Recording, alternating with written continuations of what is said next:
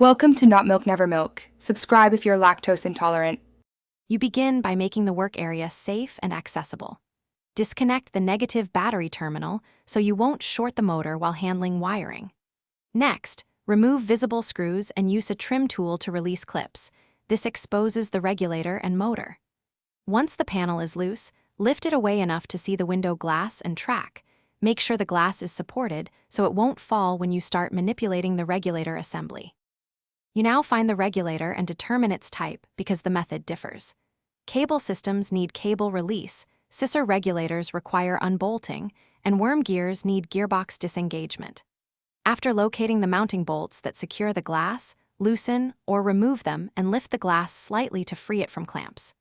Then, either disengage the motor spline by hand or release cable tension so you can move the regulator manually. You finish by gently sliding the freed window down into the fully closed position and seating it in the door sill, then reattach the glass to the regulator clamps and tighten bolts to spec. Once secured, slowly operate the motor or manually cycle the regulator to verify smooth travel and correct alignment. Make adjustments if it binds. If the window sticks or won't hold, check the track for debris, worn rollers, or bent channels. Clean or replace the faulty part to resolve common failures.